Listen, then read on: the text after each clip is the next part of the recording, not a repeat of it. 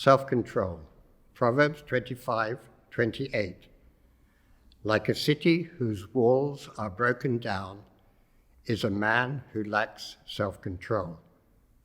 Without walls, the city has no defense. The enemy waltzes in and causes havoc. Similarly, a person without self-control. You don't break down the walls of a city in a night, and maybe our self-control is eroded over a long period of time.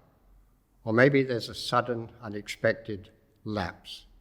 Examples from real life of both categories.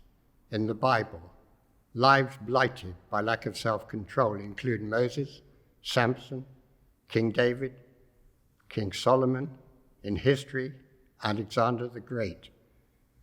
And perhaps if we lack self-mastery, it hopefully won't shipwreck our lives, but it will certainly scar our lives and spoil our lives. So we perhaps need to be honest with ourselves and ask ourselves this question: am I able to say no to myself in realms like eating, overeating, eating the wrong food, drinking too much alcohol, idleness, wasting time, buying things unnecessarily, procrastinating, always putting off the hard task and finding an easy one? Am I in control of my lips, my mouth, my tongue? Do I have a short fuse? Do I say hurtful things when I'm annoyed?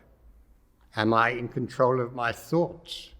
Do I win the battle of the mind and take every thought into captivity and reject the negative? Am I in control of my impure thoughts? Do I eject them or do I enjoy them?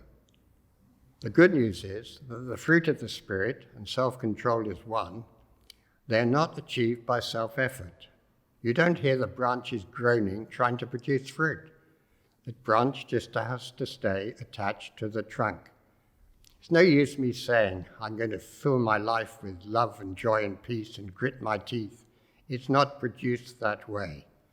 But if my life is filled with the Spirit of God and the Spirit lives the life of Jesus through my life, he will reproduce the character of Jesus in me.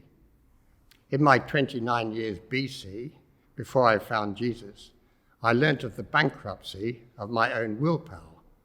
My New Year resolutions, my good intentions, my wishful thinking, they were wafer thin. I couldn't pull myself up by my own bootlaces if I tried. But when I found Jesus, I realized the Christian life is not lived by willpower. It's my willingness harnessed to his power. I've got to yield my will and I've got to want it.